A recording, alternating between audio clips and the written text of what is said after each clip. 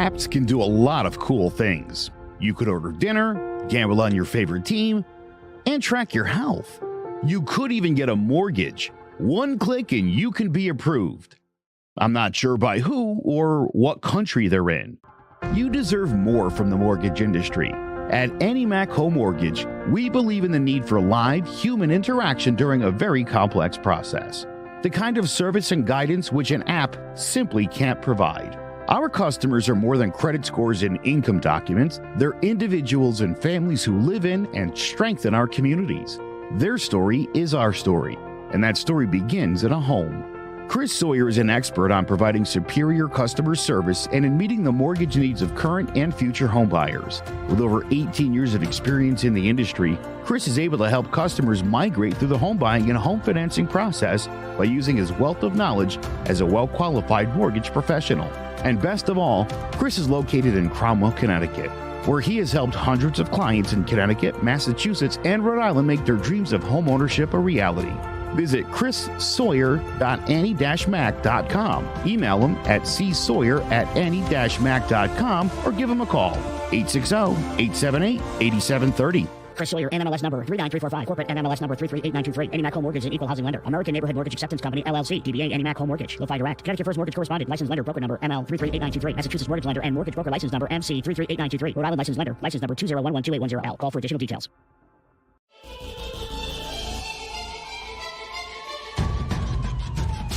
Throwing jabs, always full send. Here we go again. Jared Owen J's Clover Crest, top three corner man, punching in with a puncher's chance. We find a way to win. The main event, locked it in every Saturday at 10. The overhand is out of hand when it comes to fisticuffs. Slide a hand on the undercard, you'll never see the punch. Uppercut got you missing weight, feet are stepping late. Keep your guard up, feeling faint from a feint. Take a stand and eight, then retaliate. Put up your duke, stick and move, bob and weave. Don't lose hope against the ropes, there's always an escape. Never stay down. One more round, bells ringing, counter punch with your chin tucked and go down swinging. We bringing crosses with no worship, hooks with no verses, combinations with no locks. When you feel the flurry, it's curtains. From scrub scraps to fight stats, relax if you want the facts, cause the best combat podcast is Throwing Jabs. Welcome to Throwing Jabs.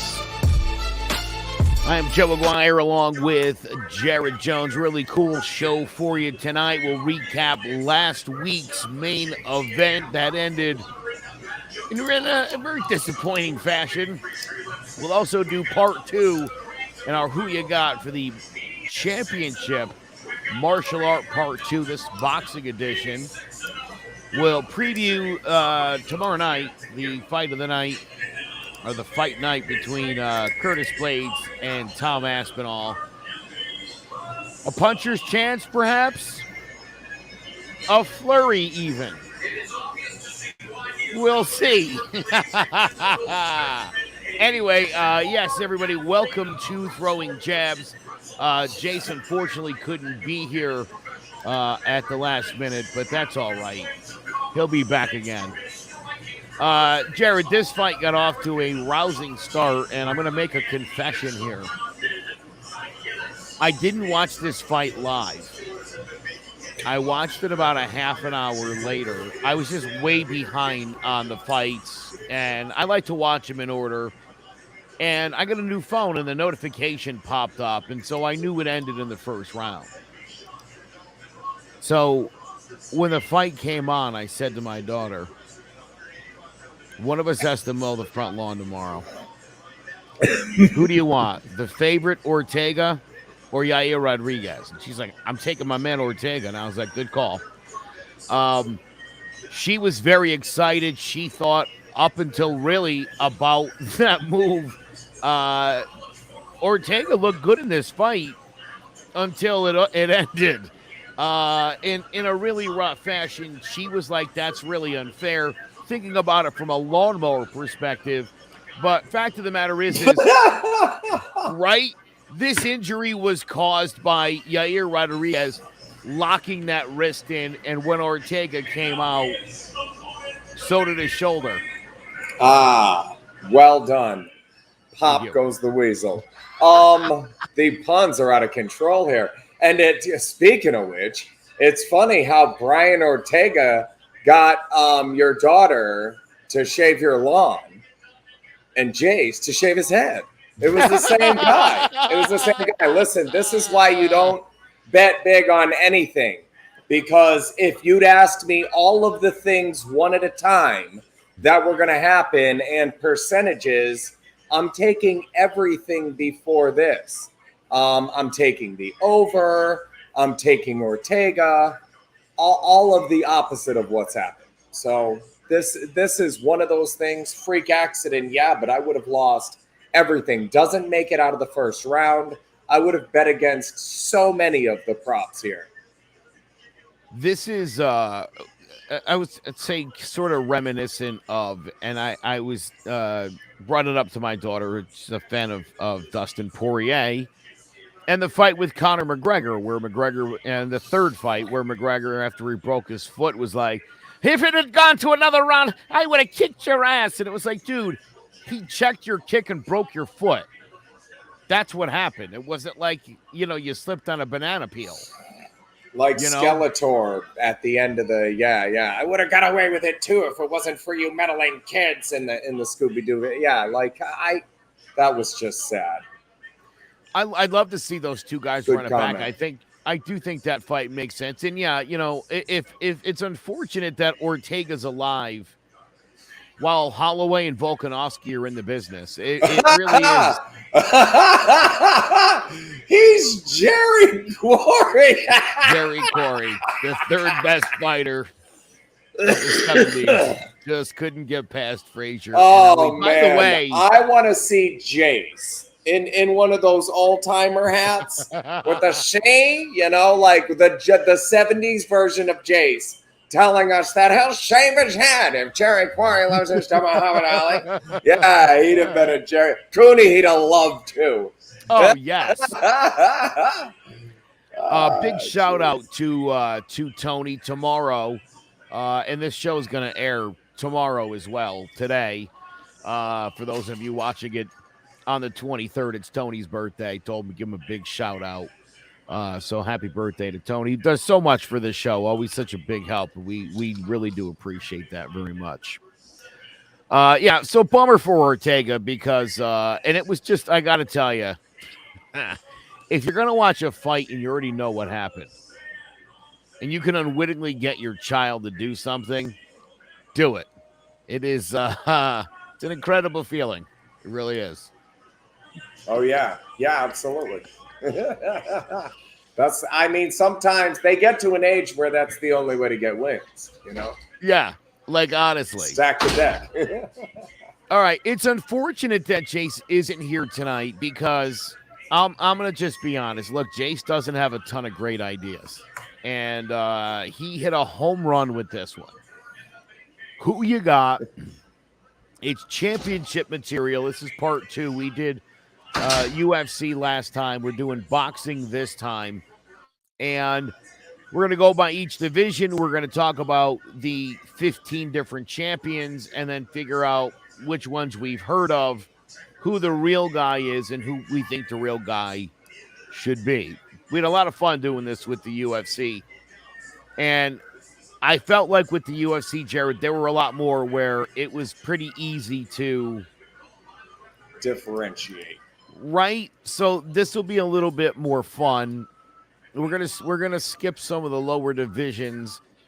I feel like we'll pop up here, starting at the junior bantamweight, where 6 different people currently hold the belt, including Juan Francisco Estrada, Jesse Rodriguez, Joshua Franco, Fernando Martinez, and Kazuto Ioka. And I think it's fair to say that Juan Francisco Estrada is definitely the man I think of and currently the king of the bantamweights, despite only having 2 of those belts. Your feelings? Where are we? Junior bantam. Yeah, the 115-pounders. Jeez. I feel like Gonzalez has to get an honorable mention here, doesn't he? I mean, those are the guys, but there's a few older guys, Ramon Gonzalez, Donnie Nieves, and the old man that beat Pacquiao there, Wangic.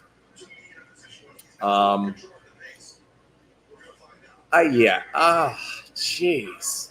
You know, Jesse Rodriguez, 22 years old.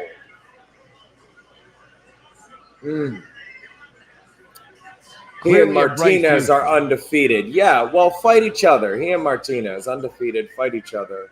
Winner gets Ioka. I'm going to have to agree with you now, though. The WBO has it right. Okay. Bantamweight's going to be a lot easier, I feel like. The WBO champion, everyone knows, of course, is Paul Butler. I'm joking. Everybody knows the IBF, WBA, and WBC champion, Naoya Inoue, who might be the best boxer in the world. He's definitely in the mix, top 3 for me as far as best pound-for-pound boxer on the planet. I think he's got the bantamweight division on lockdown. This is one of the only all-day you can't make an argument answers. There's one of those Gary Russells you could be kind of excited about down there. One of those 4 or 5 Gary Russells they have bouncing around in these different weight classes. But no, that's the only answer to this question. In a way, he's the only answer to this question. All right, in the junior flyweight division, 122 pounds, Stephen Fulton has the WBO and WBC championships. The IBF and WB champion is Murtajan Akhmadalev. Murtajan Akhmadalev.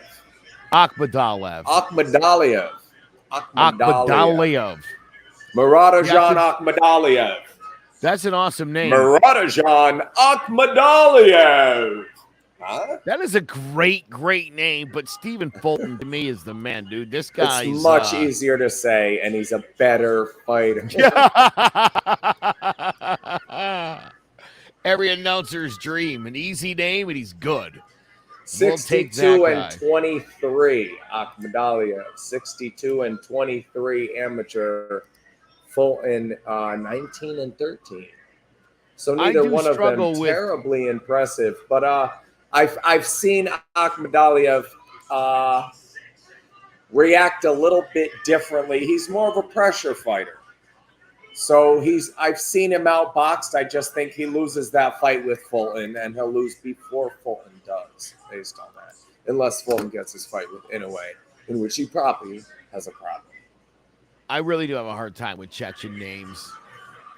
And it's a bummer because they really are so, when you look at them after. That's funny. I wasn't catching that. Yeah. What you're throwing out there.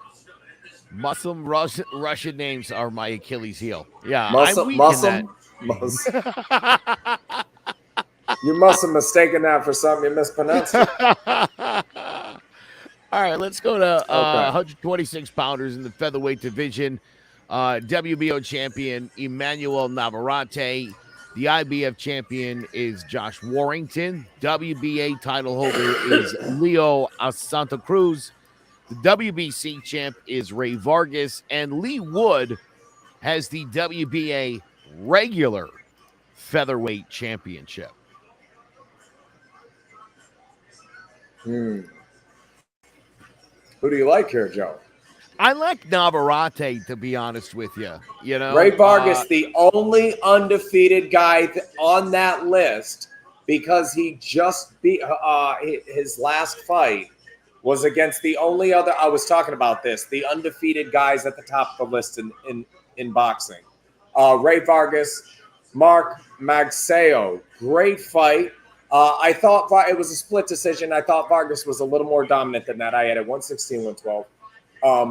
So now he's the only undefeated guy in the top 23 is the next guy that's undefeated, and he has 2 draws. The next unblemished record is Nick Ball at 28, and that kid is very unpolished and needs a lot of work, especially for a 25-year-old guy. So I'm making the Ray Vargas argument here all day. He 0 losses, more impressive wins. Those dog bay fights just don't hold up forever. I'll tell you who I also kind of dig here is Josh Warrington, 2-time featherweight champion, 31 years old. He's lost. He's not a knockout guy by any stretch of the imagination. So not maybe not as exciting, but this guy's a really good boxer. I guess I haven't seen Vargas enough. I don't know that I know him enough. Again, Navarrete's the name that I would want to and air most on, but- people would. Yeah. Yeah. And he's probably the harder puncher, but not as good a boxer. He's always there to be hit. And this Vargas kid, watch his last fight, because you could make the argument. Again, there's one of these honorable mention to one of those Gary Russells that they have running around here. Gary Russell. But Navarrete, for a long time, I called him never a test because he wasn't really fighting anybody on this list. Joet Gonzalez is 16. Dog Bay, he had wars with, but he's 11. So who's Navarrete fought inside the top 10 on this list? Diaz, Baez, either one of those top 10? No, I don't. Baez is 22nd. Diaz is 24. So he's got wins over 22, 24, 11, 14. Ray Vargas just beat number 3. He beat Baez in this last fight. I mean, he's got a better resume, and he's a better fighter. This Ray Vargas kid is serious. This is a good, solid boxer, and he took some good shots in his last fight too. I'm taking Ray Vargas. This is our first disagreement. I'll take Vargas over Navarrete. Fair enough. Tony says Navarrete and Warrington are the best of that group. Warrington is more of a brawler. Yeah, he's a wild man. The fight I was thinking about no love for Ray Vargas, Tony. Tony, I'll give you a chance while I the fight with Carl Frampton was where where it really caught my attention. He had a couple fights with Mauricio Lara, didn't go well. Either fight, a loss and a draw, but otherwise, man, this guy's been good. But all right. Oh, yeah. Ray Vargas, all right, only undefeated guy on that list. Now, to be fair, Navarrete has a forgivable loss early in his career while he was learning against tough guys. So you take that, but only undefeated guy on that list for 22 guys. Vargas. Well, let's say next year we revisit this particular division and see where Mr. Vargas is. Yes, sir. Sounds like he's on his way, though. All right, we move now to the 130 pounders, the junior lightweight division. The WBO and WBC champion is Shakur Stevenson. The IBF title holder is Joe Cordina, and the WBA belt is currently held by Roger Gutierrez. I'm going to say Shakur Stevenson, he's a good fighter. I know I didn't love the last fight that he had. He didn't look particularly elite in that fight. And that, I think that's part of my concern, as we start talking about the Haneys and Davises of the world here in a little bit is, again, this idea that these guys avoid each other, and even when they get in the ring with each other, they're not really bringing it. They're still avoiding each other. You guys, they're avoiding each other in the ring. You guys finally are fighting after 18 years of negotiating. Yeah, Ryan Garcia and Tank Davis sign up for a snooze fest. Like, what have we been doing all this time? Come on, guys. No, I totally agree with you. And Shakur Stevenson. Now, maybe the best of the bunch, but there are so many holes in his game. Both of those undefeated guys on that list, Hector Luis Garcia and Joe Cordina, have extensive amateur records. They're both 30. Shakur Stevenson's young. Yeah, Rachmanov is too straight ahead, doesn't have the skills. Foster, some losses. Oscar Valdez, he just beat. It is Shakur Stevenson, but like he's in trouble, Joe Cordina or Hector Garcia fighting. I don't think they will. I think when he gets beat, it'll be because he fights somebody outside of his wheelhouse. Holes in his game, for sure. Yep. I definitely agree with you there. The man for now. Yeah, Tony, what did you just say? Stevenson, the best of the bunch by a mile, has obvious holes in his game to work on before he can be considered pound for pound. 100%. All right, let's go to the lightweight division, 135 pounds. The current WBO, IBF, WBA, WBC, and WBC franchise lightweight champion is Devin Haney. Gervonta Davis is the holder of the WBA regular lightweight championship. The what? Yeah, I'll say that again Stupid. 3 times fast. Yeah, the unified champion has all the belts but that other one. The regular one. Yeah. It's so weird. Look, Devin Haney definitely earned his spot here. And to me, Tank Davis is another one of those guys who I see massive flaws in his game. He's so impressive when he's beating up has-beens and never-weres. And losing half the rounds. Sure. And I mean, right. My fear for guys like Tank is, you know, living in that Mayweather world, I don't think they realize how bad it's really going. I don't think they know that. I don't think they see it as them getting, you know, beat up, because they're not getting beat up by the right people. Right? I mean, I still go back to the Tank Davis knockout of De La Cruz.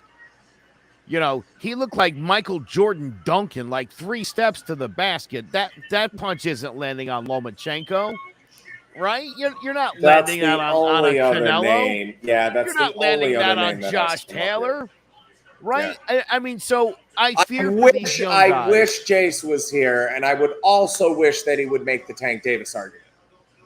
We need somebody to make that argument here. In my opinion, but it's Haney. You're right. He earned his keep here.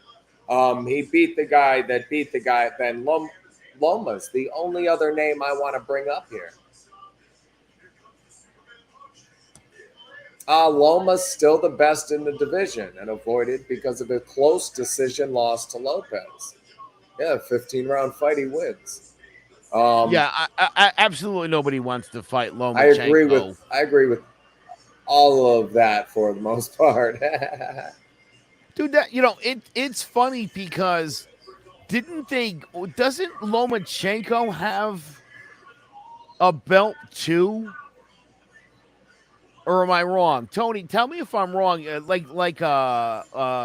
don't know, a lifetime achievement award or something. The Bronze Intercontinental Interim. I feel like he had something. Maybe I'm thinking of something else, but yeah, I do. I mean, Lomachenko's the class of that division. Yeah. As good as Haney is, you know, if Loma comes back tomorrow, I'm taking Loma in that fight. Well, and what we've seen, and I mean, wins and losses have to count for something. This is a sport at the end of the day, and the wins and losses have to count for something. So at the end of it, you boil all the BS off of it, and I totally agree with you. Haney has earned his spot at the top of this. The argument should be made for Davis. And Loma, to people in the know like you, me, and Tony, is probably still the best guy in this division. He got the franchise belt. That's why Haney got the email belt. The franchise belt? I mean, how ridiculous is it to have? I'm fine with 4 belts. Like, that's fine. You can't have extras. There can't be the special and the The regular. problem is we're having too many of these conversations. Even when you get an interim champion for too long, there's too many of these conversations about who's who. When the champion comes back and fights somebody who's not the interim champion, stuff gets wishy-washy. It's confusing, and you lose fans when you've got divisions with 6 different champions. And you and I are going out. It could be any. Well, guys, you've heard the UFC. They're talking about, Volkanovski needs thumb surgery, and they want to have an interim title. And it's like, that guy fights every 4 months, and he destroys everybody. You can't Don't just give his have belt away. Can't just have a fight. Yeah, you have to have a trinket for every fight. And So I get ridiculous. it. And it adds value that day, but it diminishes value every day after that into the whole game that we love. We need to stop doing that. There needs to be one person. Even now, who's a heavyweight champion? Who is the Muhammad Ali? Who is our Joe Frazier? Or excuse me, Joe Louis. Who's our Joe Louis? Who's our Muhammad Ali? Who's our John L. Sullivan, if you're Mad Dog Russo? Huh? Who is? Bazinga. Who is, though? And I want to say Usyk, and Jace wants to say Tyson Fury, and we don't get to know because there's too many of these things going on for us to really get a solid answer to the question. Every division should have a solid answer to this question. Yeah. Oh, yeah. Yeah. Go on Tapology. Everybody's picture has a belt in it. If they have more than 2 or 3 fights, there's a belt in their picture. It's bananas. Yep. 5 belts. Never heard of the guy. Ordered them. One of them says WWF. It's like styrofoam or something. Yeah. The hell out. Very participation award-like, isn't it? Oh, yeah. Yeah. Oh, absolutely. Yep. For the people that hate that, this should drive them crazy. This is the fight game, though. If there's any game we should be able to add, if it weren't for injuries, this guy. If it weren't for the salary cap, these guys. If it weren't for Scott Norwood missing that field goal, Buffalo would have been the all-time greatest team. Like you have all those arguments in the fight game. Put them in the ring, put them in the cage, let them fight one another, and we can figure it out. This is that game. This is that sport that we're supposed to have that. Let's buckle down and go figure it out. You're telling me in the one sport we should have that more than any other sport. That's the thing we have the least of. Who's the biggest, baddest dog? I don't know. Depends which podcast you're watching.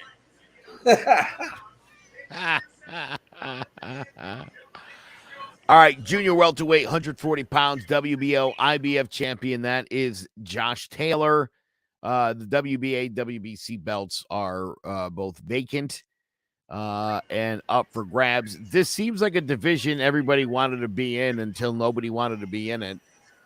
I think right now Taylor's the guy in that division. I think he's great. Everybody seems to want to come for him. Everybody keeps talking about coming to fight him. I don't see a lot of people jumping. The Cottrell fight was terrible. Actually wanted to fight. Yeah. A lot of Ryan Garcias that claim they want to fight a lot of people and don't end up. And hey, he's a name that has to get mentioned here. Barboza Jr. just put on a great showing last weekend. That was my puncher's chance. I hope you guys got paid. One of the judges had it 12-0. I had it 10-2. 8-4 is as bad as you could have had it. Barboza Jr. was dominant in a coin toss fight. There's another undefeated Gary Russell kicking up. You see that, Gary Russell? Another Gary Russell sighting, 15-0. This might be the best one, but Gary Russell. Ryan Garcia, of course, has to be mentioned, but Josh Taylor earned his keep, 31 years old. This is your champion at Super. All right, the 147-pound division, the welterweights of the world, the very sexy division. You know the names. Eminatus Stentonius, the WBA regular champion. You know the names. You know this name. So the current WBC, WBA, and IBF champion and survivor of a nasty car wreck, Errol Spence Jr. WBO champion is Terrence Crawford. You know how I feel about Crawford. I think you like Spence. I know deep down you like somebody else, but what do you think here? I still think Crawford's the man. When these two fight, I think Crawford's going to split his skull open. I love this division. It's one of the more competitive divisions. You guys have to stop all being undefeated. Jaron Adis fight somebody. Connor Ben, Nigel. Oh, this kid's good. Stanionis. You have to fight some, like, these guys have to fight each other. All those guys are undefeated, by the way. Everybody on that list. Keith Thurman's still kicking around here. Ugas, Crawford, and Spence, the obvious picks. But when you say there's somebody else I like, Virgil Ortiz Jr. is a buzzsaw. This kid is a buzzsaw. Knocks everything out. Always has. He's going to continue to do so. I think he beats either one of those guys. And when I said that, the first time I said that on this show, he was in the late 20s, 26, 27, I think, was his overall ranking. Now he's number 4 on BoxRec. Climbed over 20 positions since I said, watch this kid. He is the future of this division. He gets one of those fights, he can even lose it. Neither one of those guys. They'd rather fight each other. Ask them. Ask them. They'd rather fight each other. Virgil Ortiz Jr. Buzzsaw. Buzzsaw. So Crawford. Yeah, Crawford. Yeah, all right. Perfect. No, I mean, again, we revisit this. You're welcome for the suspense. Yeah, nicely done, sir. All right, let's jump up to junior middleweight like Jamel Charlo did to stay away from Terrence Crawford. Put on some pounds on his way out of the gym. Jamel has the WBO, IBF, WBA, and WC championship, unified champion. The better of the Charlo brothers. Again, a guy that Tony and I have talked about the brothers because obviously we like boxers that are brothers. It's super special for us. And I've talked about how much I like Jamel, and he's like, I like Jamel better, but I don't really. If I had to pick a Charlo brother, it wouldn't be either one of them. It wouldn't be either of these two. So I think it is Jamel Charlo now. He's going to have to go, I think, one way or another because I don't think anyone really cares about the junior middleweight championship. That's a fair assessment. That said, Tim Tszyu looks good. Cautious kid. Yeah. Yeah. Undefeated guy there. Tim Tszyu looks really good. And the exciting explorer, Sebastian Fundora. This is the towering inferno. He's like 6'7" or 6'5" or some outrageous height. 24 years old. Again, young guy. Tim Tszyu's a young guy. I don't like Charlo. Yeah, if I had to pick a Charlo brother, it would be neither. I'm with you on that, but you look around for something else to say, and it's probably Charlo for now. I don't like it at all. Yeah, and this is one of the divisions people care least about right after one of the ones we should care most about. Yeah. In the middleweight division, 160-pounders, WBO champion is Demetrius Andrade. The IBF and WB champion is Triple G. The WBC champion is the lesser of the Charlo brothers, Jamal. Of course, Canelo Alvarez, don't for anybody forget it, is the WBC franchise champion while he chases dreams in the super middleweight division and beyond. He should come back and work some of this division over. Is the Triple G fight, that's locked and loaded, yes? Did they say that's going down or no? I thought I just saw that. I don't know if we can even have a barbecue for Charlo. Can't have that guy. Officially, Canelo Triple G, yeah. You got it, terrific. September 17th. Good call. Oh, There it yeah. is. I think that fight makes a lot of sense. Yeah, I'll take it. Just because there's not much else here. What else? That's it. There's nothing else to talk about. Munguia, only if Sander's watching. You out there, Sander? He might watch tomorrow. Munguia's pretty good, little overrated. We've had that conversation before. Let's see what happens with Triple G and Canelo. Canelo could stay up, and we're just saying Triple G here, or he could come down and fight him.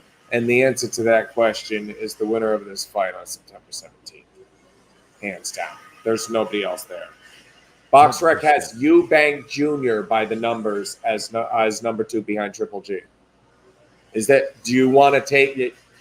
I'm not taking Eubank Jr. in either one of those fights. Have a nice day.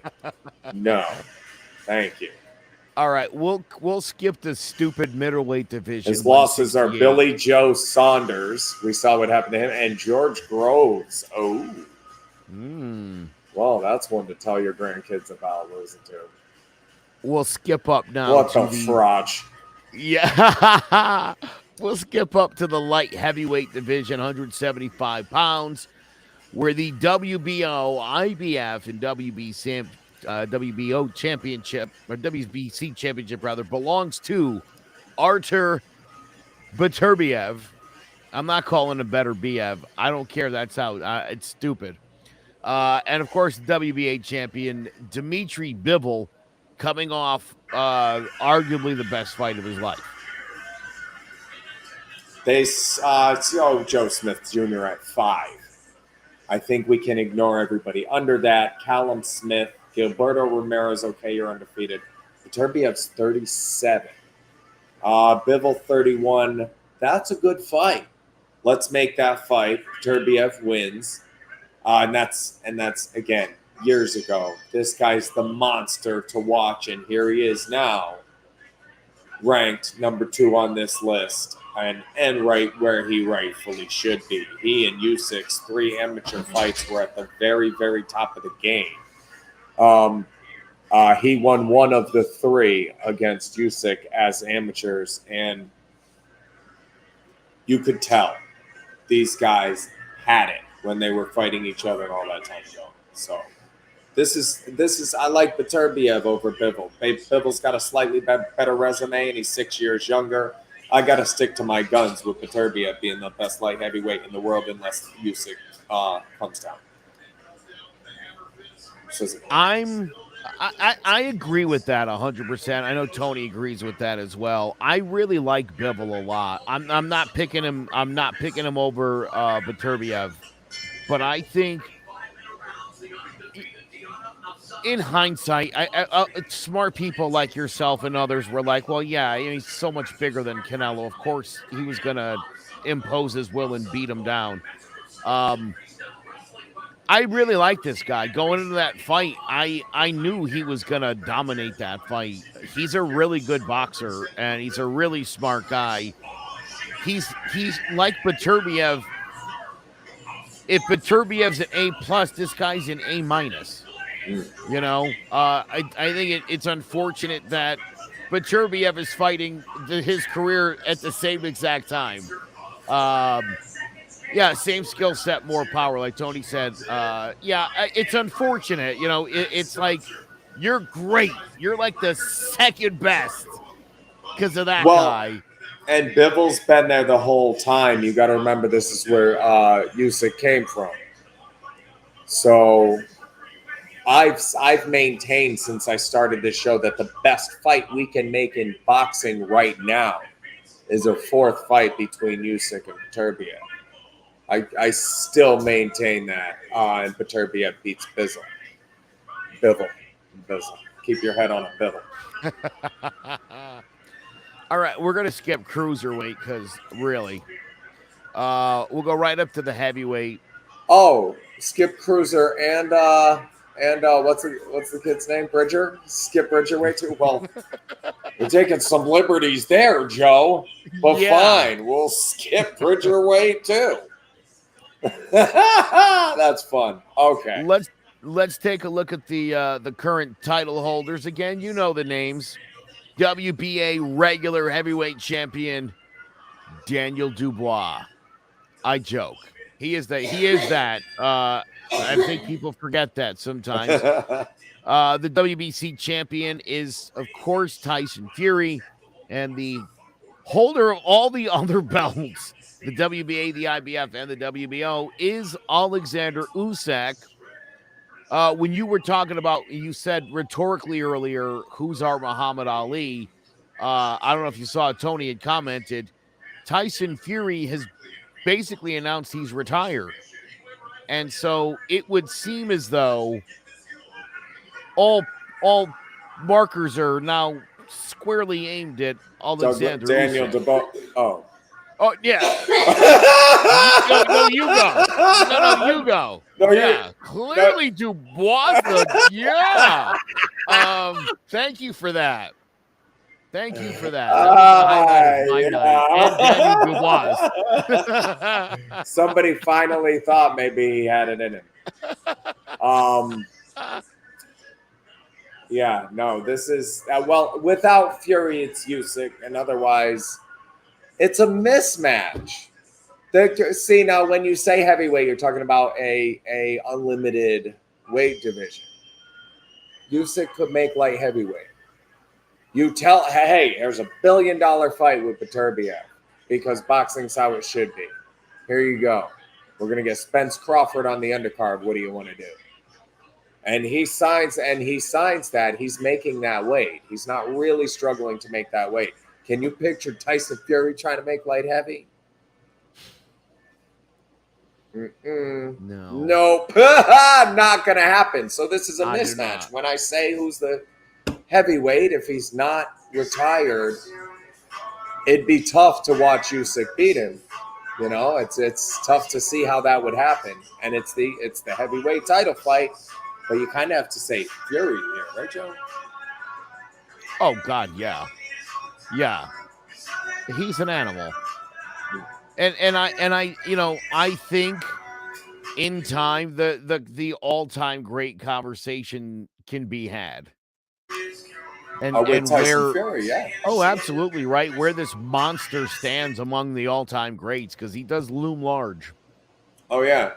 Well, and just like Roy staying at middleweight, I think at some point you have to bring Usyk into that conversation at light heavy. This is one of the best we were ever going to see at that weight class. Yeah. And I also think they're making a blueprint for how it should be done. Loma obviously tripped up 2 really close fights, granted. But Beterbiev, Usyk, long amateur careers where you do a lot with the hat on and learn how to keep yourself safe and fight to get long mileage and be able to fight into your late 30s and be successful doing that with a couple hundred amateur fights, as it were. I think that's smart, and they've drawn a little bit of a blueprint there to be one of the greatest of all time. If you want to, that's probably the route to take by today's standards. It looks, and work on the gram with Ryan Garcia. Oh, good Lord! Oh right. Yeah, Toronto just put up another touchdown. I saw that. 27-3 now over the Red Sox, who kicked a field goal in the second quarter. Wow. Jeez. That the Patriots lost by. When's the last time the Patriots lost by more than 24? Listen, if it was 27-3, if it was 27-3 and Brady was quarterback of the Red Sox, they might have a chance in this one. Yeah, this is like one of the worst sports pummelings in Boston history. You know, you take basketball out. I don't know, football even. Jeez. Well, that was fun. The Who You Got championship material, a great idea by Jace. It's a shame he couldn't be here to enjoy it, but the good news is we were, and I thought we did a hell of a job with that. Of course. All right, still got more to come tonight, including the Puncher's Chance. And up next, we'll get our UFC Fight Night Curtis Blaydes versus Tom Aspinall tale of the tape. First, a quick word from our sponsor. There's no bigger investment than home ownership. And to make sure the house is up to your standards, you need a professional to look it over. Brian Flanagan from Shamrock Home Inspections is a licensed home inspector and a member of the Connecticut Association of Home Inspectors. Brian was a contractor for over 15 years, so he knows how homes should be constructed and how mechanicals should work. What makes me a good home inspector was the 20 years that I was a home improvement person, doing all the different repairs that I have done and what other people have done wrong that I had to go out and fix. So I have a pretty quick eye on seeing what's right and what's wrong. Before you move, call Shamrock Home Inspections. Before you make the biggest investment of your life, call Brian Flanagan from Shamrock Home Inspections at 860-268-2566 or visit shamrockhomeinspectionct.com. Tonight, the UFC is live from the O2 Arena in London, England for UFC Fight Night 208, featuring a heavyweight bout in the main event between Tom Aspinall and Curtis Blaydes. Let's break it down. Tom Aspinall is 29 years old. He's 6'5" with a 78-inch reach and a record of 12-2 with 9 knockouts and 3 submissions. From Manchester, England, he began training in MMA at the age of 7 under the tutelage of his father, Andy, going on to win the British Open in Brazilian Jiu-Jitsu. He turned pro in December of 2014 with a first-round knockout, but after quickly amassing a record of 5-2, he found it increasingly difficult to find fights and briefly switched to boxing, where he began training with heavyweight champion Tyson Fury. After a 2-year hiatus, he signed a 5-fight contract with Cage Warriors, returning to MMA with a first-round knockout of Sofiane Bokuchu. On July 26, 2020, he made his UFC debut, knocking out Jake Collier in 45 seconds with a knee to the stomach, followed by a crisp 1-2. Less than 3 months later, he followed that victory up with a dominant first-round knockout of Alan Baudette, stopping him 1 minute and 35 seconds into the fight with vicious ground and pound. The following year, he made his first major step up in competition when he took on former heavyweight champion Andrei Arlovsky, fighting at a very measured and intelligent pace against the UFC legend and securing the win with a second-round rear-naked choke. On September 4, 2021, he won his third performance of the night bonus when he landed a knee, followed by a brutal elbow to knock out Sergey Spivak 2 minutes into the first round, and 6 months later made his biggest statement to date when he overwhelmed perennial contender Alexander Volkov, quickly submitting him with a first-round armbar. An elite-level striker, Aspinall has quick and powerful hands, maintaining distance and rattling off combinations with the speed of a smaller fighter, landing at a rate of 7.3 strikes per minute and an accuracy rating of 65%. Curtis Blaydes is 31 years old. He's 6'4" with an 80-inch reach and a record of 16-3-1 with 11 knockouts. From Chicago, Illinois, Blaydes took up wrestling in high school, compiling a record of 95-18 with 121 takedowns, earning a full scholarship to Northern Illinois University, where he went on to win the NJCAA National Championship as a sophomore. After amassing an amateur record of 8-0 as well as becoming an International Kickboxing Federation amateur champion, he chose to drop out of school to pursue a career in MMA. He turned pro in May of 2014 with a first-round knockout and quickly compiled a record of 5-0 before making his UFC debut, suffering a devastating second-round knockout at the hands of future heavyweight champion Francis Ngannou. He bounced back 6 months later with a brutal knockout of Cody East and then defeated Adam Milstead by TKO. The latter result was overturned to a no decision after Blaydes failed a post-fight drug test. After going on a 4-fight winning streak that included knockouts over Alexei Olenek and Alistair Overeem, headlined his first UFC event against old rival Francis Ngannou, which resulted in another TKO loss when he was caught early in round 1 with a powerful overhand right and finished with ground and pound. 4 months later, he returned with a unanimous decision over Justin Willis, followed by a pair of savage second-round knockouts of Shamil Abdurakhimov and Junior Dos Santos. In June of 2020, he put on a dominant performance against Alexander Volkov, setting a UFC record for takedowns in a heavyweight fight with 14 en route to a unanimous decision. However, after recovering from a bout of COVID-19, he suffered a devastating second-round knockout to Derek Lewis after getting caught with a thunderous uppercut while attempting a takedown. On September 25, 2021, he bounced back with a dominant yet tentative decision victory over Jairzinho Rozenstruik. and 6 months later earned a Performance of the Night bonus with an impressive win over Chris Dawkins, dropping him with a brutal right and stopping him with ground and pound. A well-rounded striker with good cardio and explosive power, Blaydes is also the best wrestler in the division, averaging 6 takedowns every 15 minutes and holds the UFC record for career takedowns with 60. Will the fast hands and slick counter-striking of Aspinall give him the edge as he tries to break into the top 5? Or will the explosive power and world-class grappling of Blaydes prove to be too much as he eyes a shot at the title against old nemesis Francis Ngannou? Tune in Saturday night to UFC Fight Night, Blaydes versus Aspinall, and let's find out. All right, Curtis Blaydes and Tom Aspinall at UFC Fight Night. Jared, what do you think? I want to pick Curtis Blaydes in this fight really bad. I feel like he's a good, smart, careful fighter. And I also feel like a lot of the times these young up-and-comers of late haven't been coming through. One Day. That's the nickname here. Tom One Day Aspinall. I hope he beats Blaydes. Who else are you hopeful for in this division? Who else are you excited about in the UFC heavyweight division?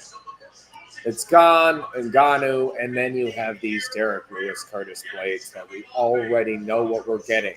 Aspinall, we're not sure what we're getting. If Curtis Blaydes beats him, it's not as much as we want. Take Aspinall here.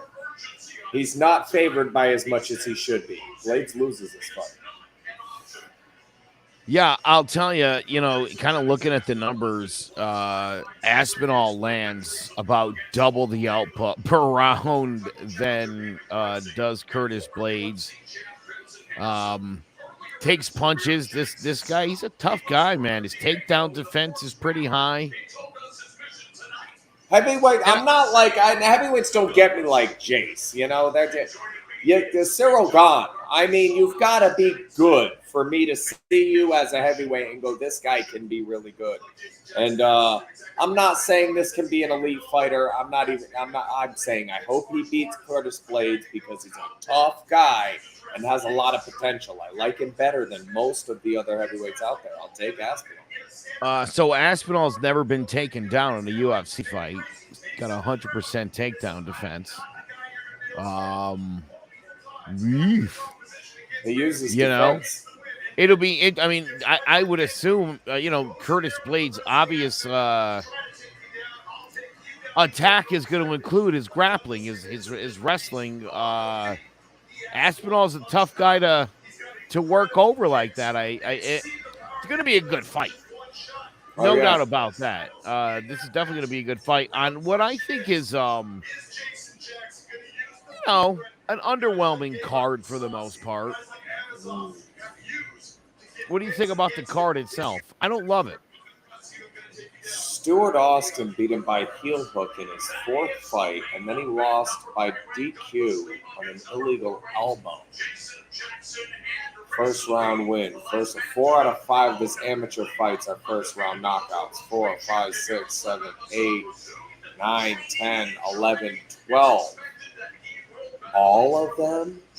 He finished everybody in the first round except for Orlovsky. Made it 1:09 into the second. This guy's a monster, man. Look at these numbers. Have you seen what I'm looking at? Go to Tapology. Do yourself a favor. Type in Tom Aspinall and look at these numbers. Look at what he's accomplished thus far. He got caught by a heel hook 4 minutes into the second round. Stuart Austin. Okay, I'll take it. Looks like that was a pretty tough guy. Lost this to Johnny Walker, Reno Ferrar, Capoloza. Tough guy. Okay. Beat Aspinall by heel hook. He hasn't lost since then. His 4th fight, and these are all first-round stoppages. And the competition has gotten more steep. He's definitely been fighting better competition, and he's still blowing everybody out of there. Still knocking everybody out. I wonder what the does he take Blaydes out in the first round?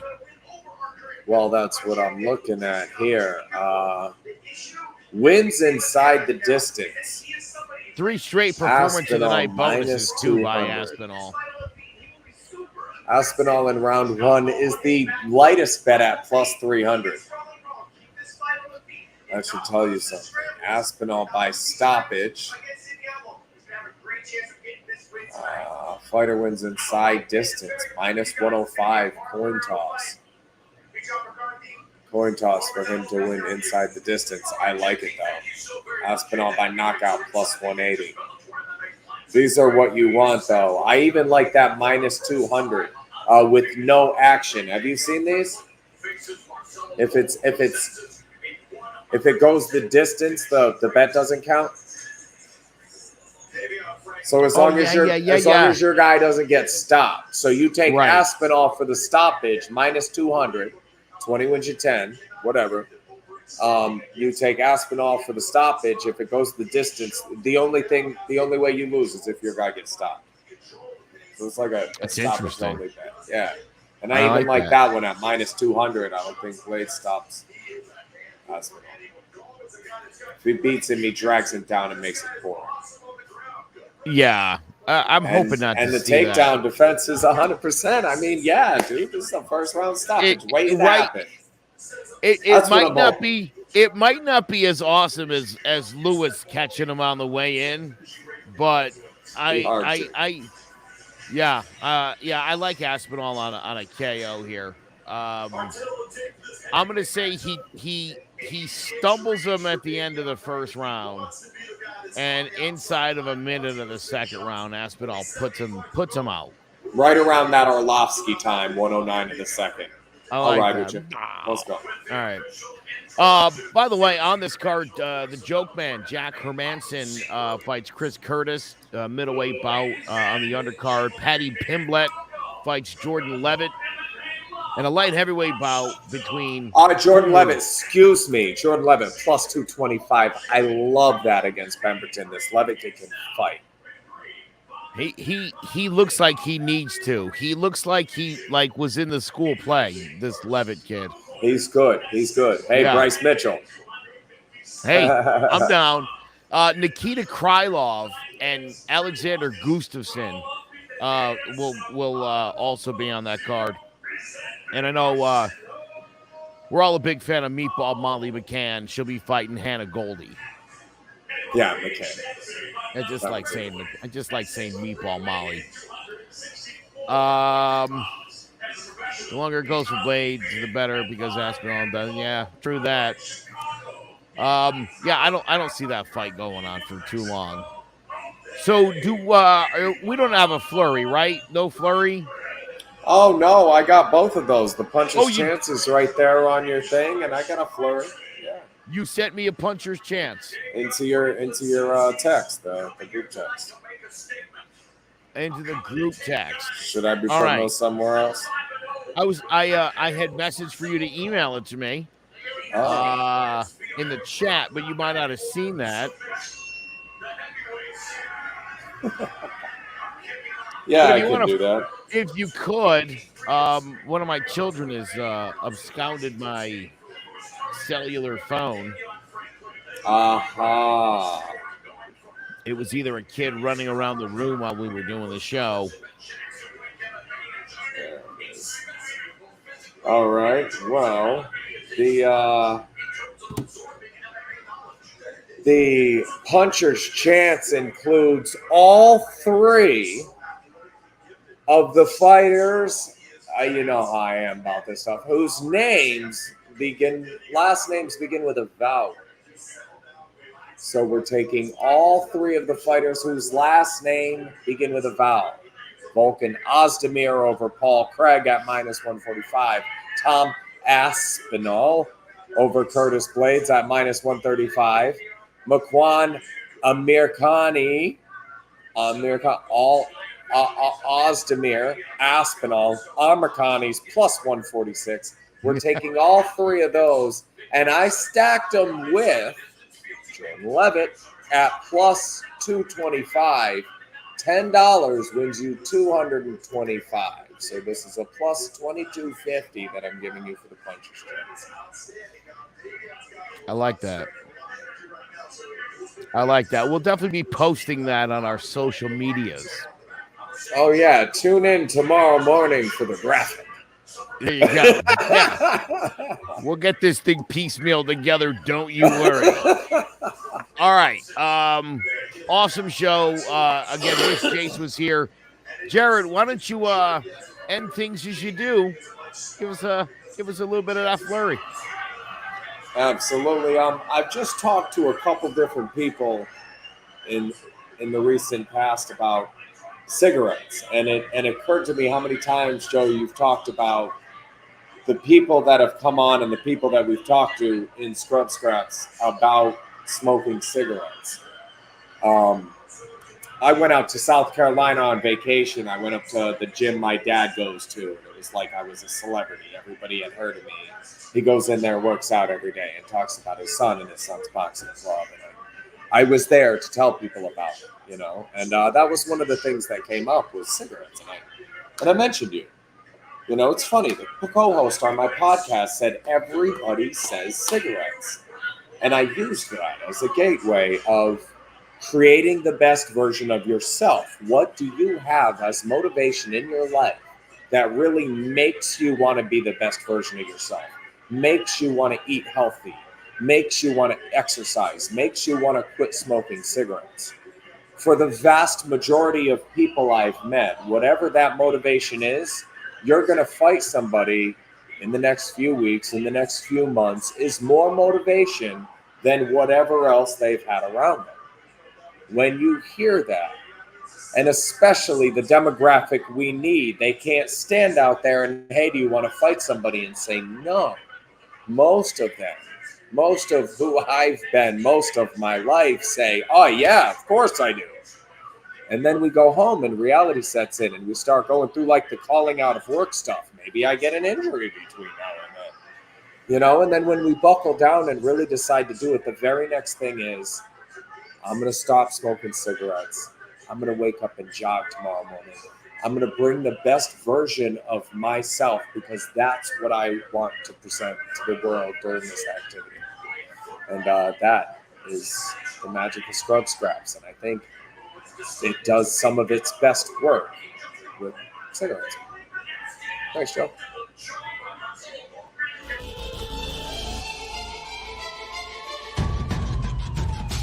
Throwing jabs, always full send. Here we go again. Jared, Joe, and Jay's Clover Crest, top three corner man, punching in with a puncher's chance. We find a way to win. The main event, lock it in every Saturday at 10. The overhand is out of hand when it comes to fisticuffs.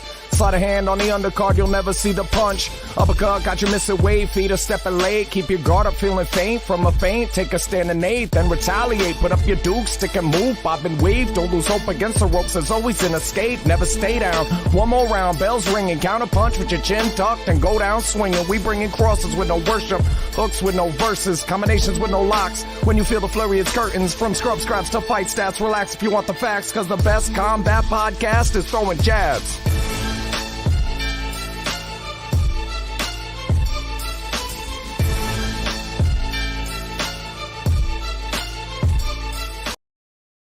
We can expect another wet summer in Connecticut, and that means more mosquitoes than ever. If you don't have your home serviced for mosquito control and you find you're spending most of your outside time swatting those little pests, or you did have your yard sprayed but you still have bites all over your body, you're in luck. Mosquito Shield of Central Connecticut provides the best value in mosquito control services because of how they treat your yard using the Mosquito Shield tailored treatment system. All mosquito control service is not the same. They don't use a fixed schedule or an identical product, one-size-fits-all service program. You can't control mosquitoes on a set number of sprays or visits. Unlike the competition, Mosquito Shield of Central Connecticut will service you for the season, whatever it takes to provide superior results. The Promise has awarded them an industry-leading customer retention rating of 90%. Visit MosquitoShieldCNCT.com to schedule an appointment with Wade DeCesare and enjoy the rest of the summer mosquito-free.